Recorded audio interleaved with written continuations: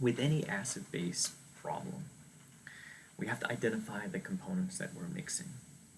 And it tells us a lot about the type of approach that we have. If it was a weak acid, well, we'd treat it like a weak acid. If it was a weak base, we'd treat it like a weak base. Strong, strong. Where things get strange is when there's a mixture of a weak acid and a weak base. But a mixture of a weak acid and its conjugate base, that's a buffer. The most complex are when you're taking a weak acid and treating it with a strong base. This is not necessarily a buffer system, because the strong base neutralizes the weak acid, and sometimes it neutralizes all of it. So the suggestion I had in class is treat it like a titration, even if it's not. If you're just mixing two things, you treat it like a titration. You ask yourself, what is the equivalence point? The equivalence point, the point at which the moles of base added is exactly enough to cancel the moles of acid present, or weak acid, weak base, depending on. All right, so here we have a acetic acid problem. Acetic acid, 0.50 molar, is being titrated with 0.24 molar, and so we can predict, well, we have a 50 ml solution. We know that for every 1,000 milliliters of acetic acid, that it is 0.120 moles of acetic acid, and then we can use the molarity of the fact that this is 1 acetic acid to 1 sodium hydroxide, a 1-to-1 neutralization, moles, moles. We can then predict the milliliters, moles, NaOH, and 1,000 milliliters of NaOH, says that this will take 25 milliliters of NaOH to reach the equivalence point.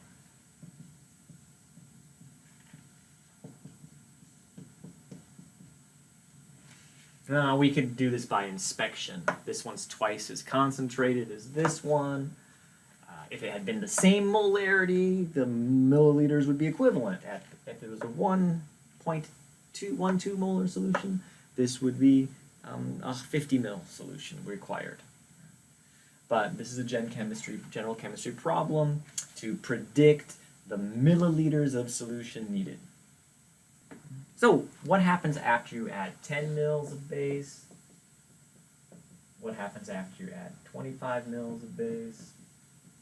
And what happens after you add 35 mils of base? And so we can quickly find the moles of each of these materials. And from the stoichiometry of 1-to-1 stoichiometry, we know that the moles of base, for every 2.4 times 10 to the minus third moles of base, that will produce 2.4 times 10 to the minus third moles of the weak base. Strong base neutralizes the acid to become weak base until there's no more acid left. And so the weak acid has to decrease by that amount. 6 times 10 to the minus third moles of acid minus the 2.4 times 10 to the minus third moles of base that's added, consuming that much weak acid. And you're left with 3.6 times 10 to the minus third moles of acid. And 2.4 times 10 to the third moles of base. Strong, weak base, weak acid, you can use them to generate the Henderson-Hasselbalch equation. Now, an alternate method is to think about how much acid is left. But think about it in terms of milliliters. For every 1 mil of base, it's going to neutralize 2 mils of acid. So dumping in 2 mils of base will consume 20 mils of acid in this case. And so what we started with was 50 mils, and we're going to consume 20 to make 30 mils of acid left. And at the same time, it's going to generate that 30 mils of acid is going to be converted into, well, we'll say 20 mils of base. Started with 50, we consume some, convert into acids. Consume some, convert into base. Consume some, convert into base. Eventually, all 50 mils of that acid will be converted into 50 mils of base. Now, these two numbers look really different, but with the Henderson-Hasselbalch, what we care about is pH is equal to pKa plus the log of the conjugate base, 3.6, 2.4 times 10 to the minus third moles of base divided by 3.6 times 10 to the minus third moles of acid.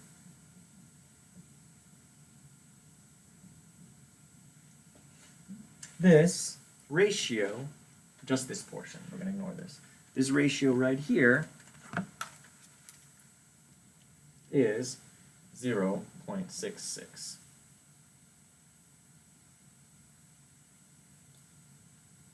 Conjugate base, conjugate acid is equal to 0.66. Notice, if you do the same math using this milliliter approximation, conjugate base over conjugate acid is equal to 20 divided by 30 equals 0.66. So one of the shortcuts is thinking about this in terms of mils.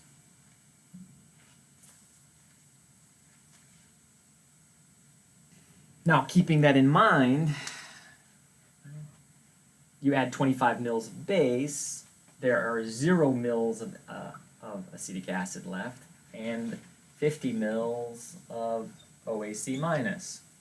So this is just like a 50 mil solution of 0.1 molar acetic acid diluted to a new concentration of 75 mils, 25 and 50. And then we can use the weak base approximation. This is a weak base solution that is approximately new molarity.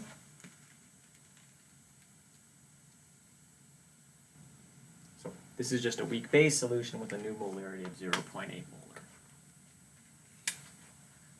Now, this is past our equivalence point. Our equivalence point is 25 mils.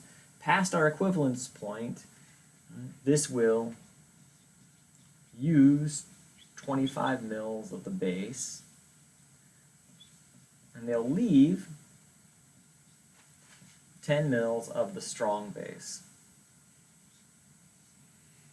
In 85 mils total, 50 plus 35.